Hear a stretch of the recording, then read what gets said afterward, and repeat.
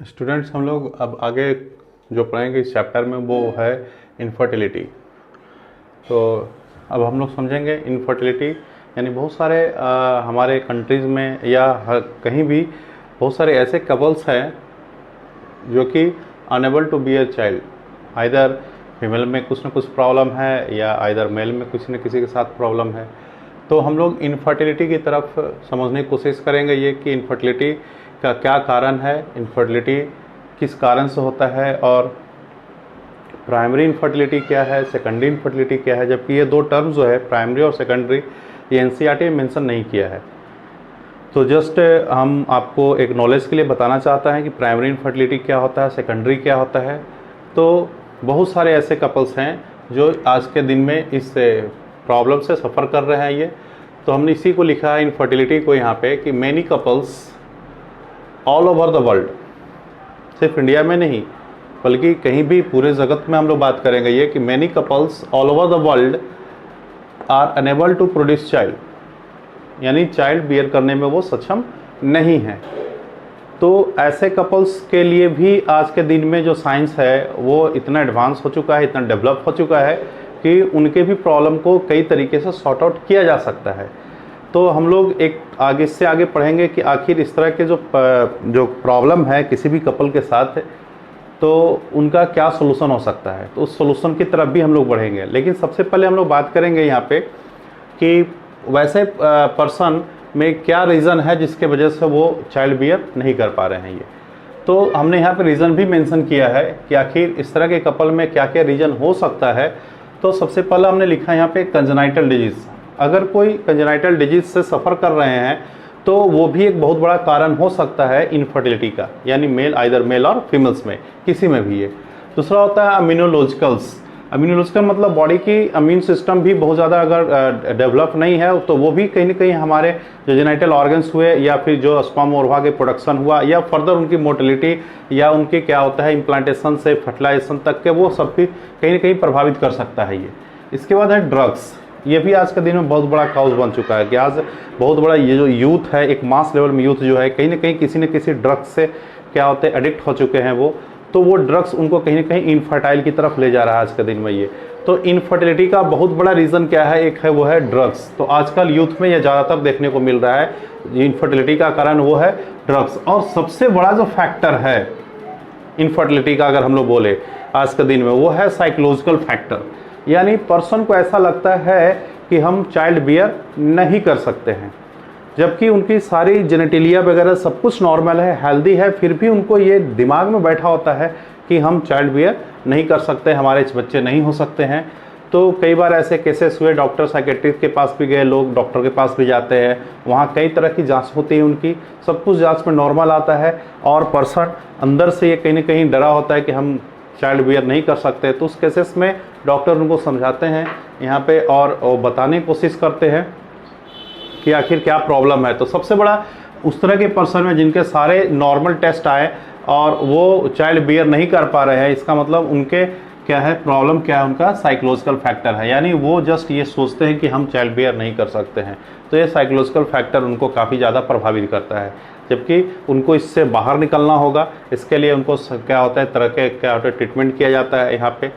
तो ये बहुत बड़ा रीज़न है जिसमें अगर हम इस सभी रीज़न में बात करें तो आज के दिन में ये बहुत बड़ा रीज़न बन रहा है साइकोलॉजिकल फैक्टर।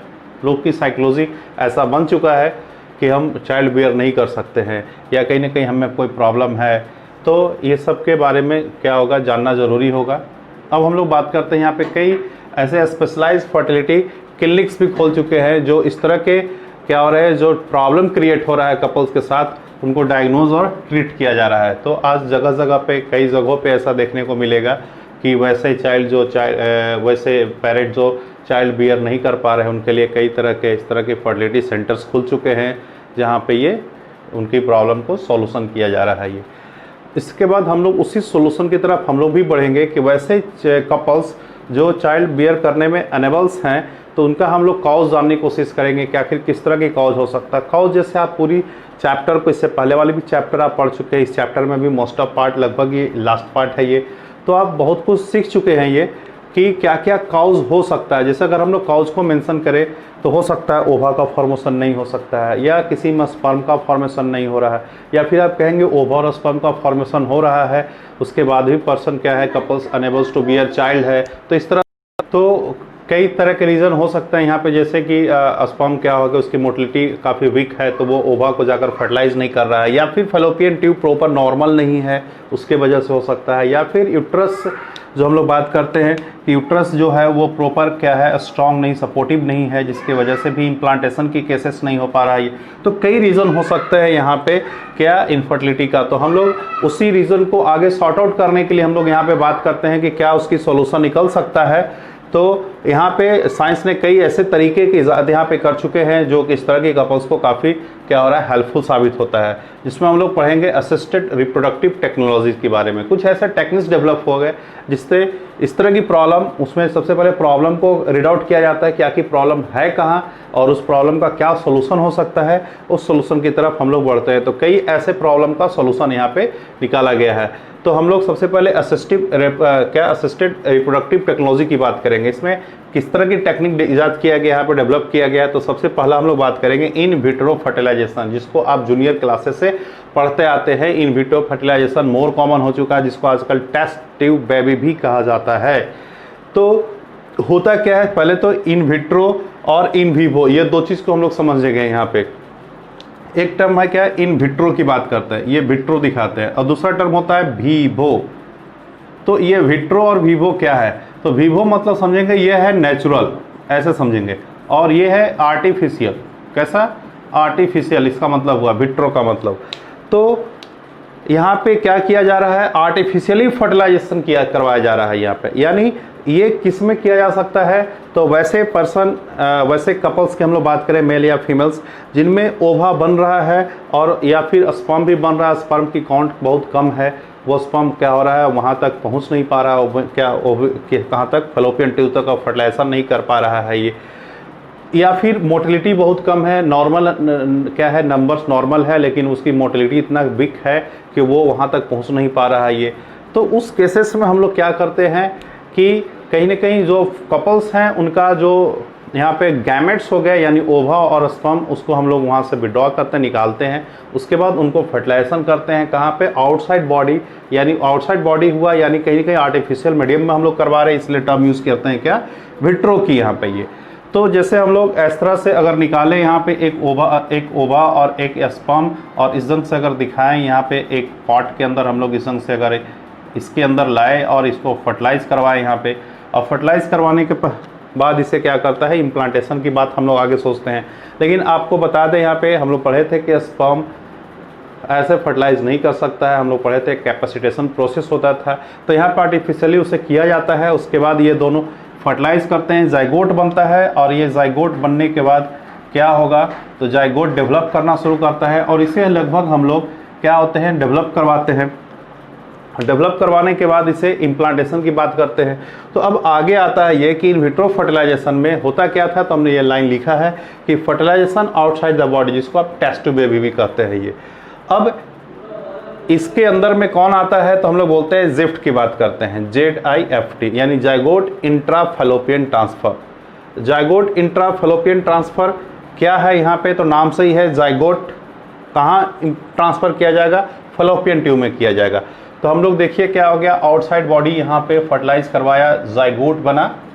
अब ये जाइगोट को कहाँ ट्रांसफ़र करना है हमें, इंट्राफैलोपियन ट्रांसफ़र। लेकिन होता क्या है कि जाइगोट जैसे ही बनता है वैसे ही उसमें डिवीज़न स्टार्ट हो जाता है, और वो लगभग कितने सेल तक हम लोग बोलते हैं यहाँ पे ये, तो 8 ब्लास्टोमेयर तक, यानी ये डिवाइड करने के बाद कहाँ तक पहुँचेगा, 8 ब्लास्टोमेयर तक। यानी 8 ब्लास्टोमेयर तक जब डेवलप करता है तो उसे फैलोपियन ट्यूब में ट्रांसफ़र कर दिया जाता है। तो हमने यहाँ पे दिखाया है कि डोनर मेल और ये डोनर फीमेल, जिनसे गैमेट्स निकाला गया, यानी फीमेल से ओवा और इनसे स्पर्म, उसके बाद दोनों को फर्टिलाइज करवा दिया गया इस तरह से आउटसाइड बॉडी। जाइगोट बना, जाइगोट को 8 ब्लास्टोमेयर तक क्या होता है, डेवलप हो जाता है, तो उसे हम लोग कहाँ करते हैं, फ्लोपियन ट्यूब में ट्रांसफ़र कर देते हैं। यानी फ्लोपियन ट्यूब में ट्रांसफ़र करने का मतलब हमारा फ्लोपियन ट्यूब बिल्कुल नॉर्मल और हेल्दी सपोर्टिव है, इस वजह से उसे कहाँ डालते हैं, फ्लोपियन ट्यूब में। वहाँ पे वो क्या होगा, फ्लोपियन ट्यूब में जैसे ही ये 8 ब्लास्टोमेयर वहाँ पहुँचेगा तो वहाँ पे क्या होगा, जो उसे चाहिए सपोर्ट वो मिलना शुरू हो जाएगा, किससे, फ्लोपियन ट्यूब से, इसलिए क्योंकि फ्लोपियन ट्यूब नॉर्मल है। अब हो सकता है ऐसा कि फ्लोपियन ट्यूब नॉर्मल ना हो तो फिर हमें इम्प्लांट कहाँ करना पड़ा, इम्प्लांटेशन तो होता है यूट्रस के अंदर ही, तो हम लोग और शॉर्ट पाथवे को भी अडॉप्ट कर सकते हैं यहाँ पे ये। तो हम लोग उसके लिए क्या क्या सकते हैं कि अगर फ्लोपियन ट्यूब नॉर्मल नहीं है तो वो सपोर्ट नहीं कर पाएगा, तो हम लोग क्या अगला टारगेट ये करते हैं कि फ्लोपियन ट्यूब के बाद तो वो आना कहाँ है, उसे यूट्रस में ही, तो क्यों नहीं हम लोग यूट्रस में ही फिर उसे इम्प्लांट क्या करें, वहाँ पे उसे ट्रांसफ़र करवाए। इसलिए नेक्स्ट जो टेक्निक डेवलप हुआ वो हुआ यही सोचते हुए IUT डेवलप हुआ यहाँ पे, इंट्रा यूटेराइन ट्रांसफ़र। यानी अब पाथ को और शॉर्ट कर दिया गया, फ्लोपियन ट्यूब में ट्रांसफ़र नहीं कराकर कहाँ किया जाएगा, यूट्रस के अंदर। तो फ्लोपियन ट्यूब में हो सकता है किसी तरह की प्रॉब्लम हो जिसके वजह से वहाँ ट्रांसफ़र नहीं किया जा सकता है, तो अगर हमें फ्लोपियन ट्यूब सपोर्टिव नहीं है तो एक और ऑप्शन हम यहाँ पे डेवलप कर चुके हैं कि कहाँ उसे ट्रांसफ़र किया जा सकता है, यूट्रस में। तो ये आया IUT, क्या हुआ IUT में, इंट्रा यूटेराइन ट्रांसफ़र। अब इसमें क्या होता है, एम्ब्रियो मोर देन 8 सेल, क्योंकि 8 सेल था तो हम लोग फ्लोपियन ट्यूब में से ट्रांसफ़र कर रहे थे। अब ये 8 सेल से ज़्यादा कितना हो सकता है, तो बोलते हैं जैसे 8 से ज़्यादा यानी 9 टू 8 से ज़्यादा 9 या 10 या 12 जो भी कर सकते हैं। ये लगभग कितना 32 सेल तक, कितने सेल तक, ये 32 सेल तक स्टेज तक जब आता है ये, तो हम लोग यानी 8 से ज़्यादा जैसे आप बोल सकते हैं 16, 24, 32 तक जब आता है तो उसे हम लोग कहाँ ट्रांसफ़र करते हैं, ये यूट्रस में। तो हमारा साइट इस बार कहाँ है ट्रांसफ़र का, वो है यूट्रस, और यूट्रस में फिर ट्रांसफ़र करने के बाद वहाँ क्या करेगा, ये इम्प्लांट करेगा। उससे आगे आप पढ़ चुके हैं, उससे आगे क्या होगा, मेटामॉर्फोसिस जैसे हम लोग बोलते थे यहाँ पे, फिर वो 3 अलग अलग केस यहाँ पे देखने को मिलता था, जैसे हम लोग ब्लास्टूला क्या, उसके बाद बोलते थे गैस्टूला स्टेज भी बनता था।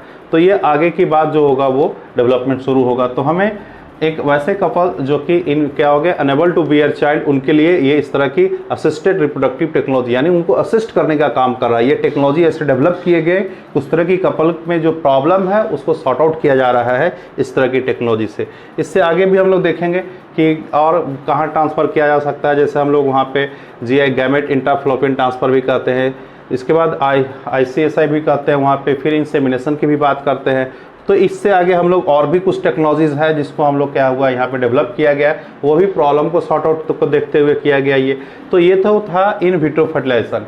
इसके बाद हम लोग बात करते हैं क्या कि क्या सिर्फ इन विट्रो फर्टिलाइजेशन ही हो सकता है, एक ऑप्शन है, तो नहीं, इन विवो भी करवाया जा सकता है अगर सब कुछ नॉर्मल है और लिटिल बिट प्रॉब्लम है। अब प्रॉब्लम किस तरह की है, जैसे गैमेट वहाँ तक नहीं, मेल गैमेट क्या हो रहा है, नहीं हो पहुँच रहा है, या फिर फीमेल जनरली क्या होता है कि ओवा का फॉर्मेशन नहीं हो रहा है, या नॉर्मल ओवा फॉर्म किया लेकिन नॉर्मल नहीं किया, वो क्या होगा, फर्टिलाइजेशन में सपोर्ट नहीं कर पा रहा है, डिजनरेट कर जा रहा है, ओवा रिलीज़ हुआ, बना भी था, रिलीज़ भी हुआ, लेकिन वो सपोर्टिव नहीं है। तो उस तरह की केसेस में क्या होता है कि हम लोग किसी डोनर से क्या होता है, ओवा लेते हैं और फिर उसे क्या होता है, उसे इनसाइड बॉडी ही उसे क्या होता है, ट्रांसफ़र किया जाता है। फर्टिलाइजेशन एक नॉर्मल नेचुरल कंडीशन में भी करवाया जा सकता है, यानी फर्टिलाइजेशन सिर्फ बाहर ही नहीं हो सकता है, इनसाइड बॉडी भी यानी विवो भी हो सकता है, यानी नेचुरल कंडीशन में भी फर्टिलाइजेशन करवाया जा सकता है। तो ये सब है कि आखिर उस कपल में किस तरह की प्रॉब्लम है, इस प्रॉब्लम को रीड आउट करने के बाद उसमें कौन सी टेक्नोलॉजी का हम यूज़ करना है ये डिसाइड किया जाता है। तो अब आगे चलते हैं इससे आगे वाली टेक्नोलॉजी। तो नेक्स्ट जो टेक्निक है वो है जिफ्ट, यहाँ पे गिफ्ट GIFT यानी गैमेट इंट्राफलोपियन ट्रांसफ़र। गैमेट इंट्राफलोपियन ट्रांसफ़र जो भी हम लोग बात कर रहे थे कि इन विवो फर्टिलाइजेशन होगा, ये कैसा होगा, ये इसको पॉइंट आउट करना, ये क्वेश्चन भी पूछा जाता है यहाँ पे कि इन विवो फर्टिलाइजेशन कौन है, तो वो है GIFT गैमेट इंट्राफलोपियन ट्रांसफ़र। यानी इसमें जो मेन काउज होता है, ये किस तरह की केसेस में यहाँ पे इन विवो करवाया जा रहा है ये, तो हमने यहाँ पे काउज भी लिखा, किस तरह की काउज में यानी किस तरह की केसेस में ये करवाया जा सकता है। तो जनरली देखा गया क्या कि female does not able to produce ovum, यानी जब फीमेल में ओवर यानी ओवुलेशन नहीं हो पा रहा है, तो उस तरह की केसेस में यहाँ पे क्या किया जाता है, ये गैमेट इंट्राफैलोपियन ट्रांसफर टेक्निक को अपनाया जाता है। और इसमें जो फर्टिलाइजेशन होगा वो बिल्कुल कहाँ होगा, बॉडी एयर के अंदर होगा, यानी नेचुरल कंडीशन में होगा। इसलिए हम लोग क्या बोलते हैं कि इन विवो फर्टिलाइजेशन भी हो सकता है। ऐसा नहीं कहेंगे कि इस तरह की कपल में इनफर्टिलिटी की अगर केस है तो हमेशा विट्रो ही होगा, ये नहीं है, विवो भी। तो देखिए यहाँ पे हम लोग क्या हुआ है कि किस तरह की इनफर्टिलिटी सफ़र कर रहे हैं वो, उस इनफर्टिलिटी का काउज क्या है। तो हमने पहले काउज को यहाँ पे रीड आउट किया, और काउज अगर इस तरह की काउज मिलता है कि female does not available to produce ovum, अगर ओवुलेशन नहीं कर पा रहे हैं, तो उस केस में हम लोग क्या करते हैं कि इस टेक्निक को अडॉप्ट करते हैं। तो उसमें क्या किया जाता है, एक्चुअल में किसी डोनर फीमेल से क्या होगा, ओवा लिया जाएगा और फिर इस ओवा को यहाँ पे ट्रांसफ़र किया जाएगा। इसके बाद क्या होगा, वो नेचुरल कंडीशन में क्या होगा, स्पर्म जाएगा और उसे क्या करेगा, उसे इनफर्टाइल क्या होगा, इनफर्टाइल है कहीं ना कहीं वो फीमेल जिसमें ओवा ट्रांसफ़र किया गया उसमें ओवा को क्या करेगा, वो फर्टाइल कर देगा वहाँ पे, यानी फर्टिलाइजेशन प्रोसेस को कंप्लीट करेगा ये। तो यहाँ पे आपको समझना चाहिए, ये काफ़ी इंपॉर्टेंट है ये वाली लाइन कि ये कहाँ होता है, ये इन विवो केस होता है ये, क्योंकि अभी तक हम लोग इन विट्रो की सारी बात करते हैं। इसमें ये पता चला कैसा कि ये इन विवो केस होता है, गैमेट इंट्राफैलोपियन ट्रांसफर, यानी नेचुरल फर्टिलाइजेशन होता है, बॉडी के इनसाइड होता है। किस तरह की फीमेल्स में होगा ये, तो जो ओवुलेशन नहीं कर पा रहे हैं उस केस में क्या होता है, किसी का ओवा वहाँ पे क्या होता है, प्रोड्यूस किया जाता है, ट्रांसफ़र किया जाता है उनके बॉडी के अंदर, और फिर क्या होता है, नॉर्मल स्पर्म जाकर उसे क्या करता है, फर्टिलाइज करता है। अब इसके बाद आगे हम लोग देखें नेक्स्ट टेक्निक की अगर बात करें तो वो है ICSI, मतलब क्या हुआ यहाँ पे, इंट्रासाइटोप्लाज्मिक स्पर्म इंजेक्शन। यानी ये ऐसा देखा गया, अगर हम लोग बात करें तो जो सबसे ज़्यादा एक्टिविटी हो जो देखा जाता है अगर इस वर्ल्ड में, तो वो है क्या स्पर्म की एक्टिविटी। यानी स्पर्म इतने मोडाइल होते हैं कि वो जाकर क्या होता है, काफ़ी एक बोलेंगे डिफ़िकल्ट पाथवे को फॉलो करते हुए, यानी एजुकेशन जो होता है वो कहीं ना कहीं कहाँ होता है एजुकेशन, तो हम लोग विजाइना और सर्विक्स रीजन में बोलते हैं, वो वहाँ से वो इट्रोस होते हुए फ्लोपियन ट्यूब में जाकर एम्पुला और स्थामस के आसपास जाकर वो क्या करता है, उसे फर्टिलाइज करता है। तो ये काफ़ी क्या होता है, एक्टिविटी दिखाता है कौन, यहाँ पे स्पर्म। लेकिन कभी कभी होता है क्या कि कभी किसी पर्सन में स्पर्म की जो मोटिलिटी है इतना कम होता है, यानी कहेंगे दैट इज आलसी एक तरह से ये, कि वो कहीं ना कहीं ओवा को फर्टिलाइज नहीं कर पा रहे हैं। तो उस केसेस में इस तरह की टेक्नोलॉजी को क्या होता है, अडॉप्ट किया जाता है, जिसमें वैसे इमोबिलाइज स्पर्म को क्या किया जाता है, एक माइक्रो पिपेट जिसको हम लोग बोलते हैं इंजेक्शन पिपेट, उस पर लोड किया जाता है और फिर इससे क्या हो गया, उसे साइटोप्लाज्म में, इस ओवा के साइटोप्लाज्म से इंजेक्ट कर दिया जाता है, जिससे फर्टिलाइजेशन को कंप्लीट करवाया जाता है। तो देखिए ये किस केसेस में यूज़ किया जा रहा है, जब मोबाइल नहीं है, यानी मोटिलिटी नहीं शो कर पा रहा है कौन, स्पर्म। यानी एक तरह से कहेंगे कि कई बार ऐसे होते हैं किसी पर्सन में, एक तरह कहेंगे कि इतना आलसी हो जाता है स्पर्म कि वो फ्लोपियन ट्यूब तक पहुंच पा रहा है, इवन ओवा तक भी वो टच किया लेकिन उसे क्या हो रहा है, फर्टिलाइज नहीं कर पा रहा है। उस केसेस में क्या होगा, तो इस टेक्निक का यूज़ किया जाएगा इंट्रासाइटोप्लाज्मिक स्पर्म इंजेक्शन को। इसमें क्या किया जाता है, फिर से रिपीट करते हैं ये कि इसमें एक माइक्रो पिपेट लिया जाता है, इस पर कैसे क्या होगा, स्पर्म को लोड किया जाता है जो मोबिलिटी शो नहीं करने वाले थे, इमोबिलाइज्ड बोलेंगे स्पर्म को, और उसे फिर यहाँ इंजेक्ट कर दिया जाता है। तो इस तरह से इस प्रॉब्लम को भी सॉर्ट आउट किया जा सकता है, जहाँ पे स्पर्म की मोटिलिटी बिल्कुल वीक है, नहीं के बराबर है, यानी वो हो सकता है ओवा के नज़दीक पहुँचा भी हो लेकिन उसे फर्टिलाइज नहीं कर पा रहा हो। इसके बाद आर्टिफिशियल इंसेमिनेशन की बात करेंगे। ये मोर कॉमन किस में है, ये तो एनिमल्स की केस में है, ये मोर कॉमन है ये। अब मोर कॉमन जैसे हम लोग बोलते हैं एनिमल्स के केस में किस तरह की, तो काउ, गोट एंड बफेलोस। इस केस में अब क्या किया जाता है, इसमें सीमेन कलेक्ट किया जाता है बहुत सारे एनिमल्स से, डोनर से, और उससे फिर क्या होता है किसी फीमेल्स के वजाइना या यूट्रस में से क्या होता है, ट्रांसफ़र किया जा सकता है। तो हम लोग एनिमल्स में जैसे काउ, बफेलोस की जो ब्रीड है उसको आजकल चेंज कर दिया गया है कहीं ना कहीं इस आर्टिफिशियल इंसेमिनेशन प्रोसेस से। एक अच्छे ब्रीड की हम लोग डिज़ायर रखते हैं और उसमें ये काफ़ी हेल्पफुल साबित हुआ कि एक अच्छे ब्रीड के एनिमल्स को क्या हुआ यहाँ पे, तो डोनर से कलेक्ट किया गया और उसे फिर क्या हो गया, किसी दूसरे फीमेल्स में उसे ट्रांसफ़र किया गया, जिससे हमारे डिज़ायर्ड ब्रीड्स को डेवलप किया गया यहाँ पे। तो ये मोर कॉमन सिर्फ कहेंगे इसमें नहीं, बल्कि ये कहाँ है, तो ह्यूमन की केस में भी इसके यूज़ किया जाता है, लेकिन ह्यूमन के केस में इतने सारे टेक्नोलॉजी पहले ही क्या हो गया, डेवलप हो चुके हैं, इसलिए ये ज़्यादातर केसेस किस में, तो इन काउ, बफेलोज और क्या गोट वगैरह जो एनिमल्स हैं, इस तरह से कैटल्स है, उसमें हम लोग क्या करते हैं, इसको यूज़ करते हैं। और आज के दिन में हमारे ब्रीड को, जैसे बोलते हैं काउ, बफेलोज की ब्रीड को इम्प्रूव करने में ये काफ़ी हेल्पफुल साबित हुआ यहाँ पे ये। तो ये था यहाँ पे इनफर्टिलिटी, और इनफर्टिलिटी के सॉर्ट आउट करने के लिए कौन से यहाँ पे असिस्टिव रिप्रोडक्टिव टेक्नोलॉजीज़ का यूज़ हुआ, किस तरह की टेक्नोलॉजी यहाँ पे यूज़ किया जा रहा है उस प्रॉब्लम को सॉर्ट आउट करने के लिए। तो ये था यहाँ पे ये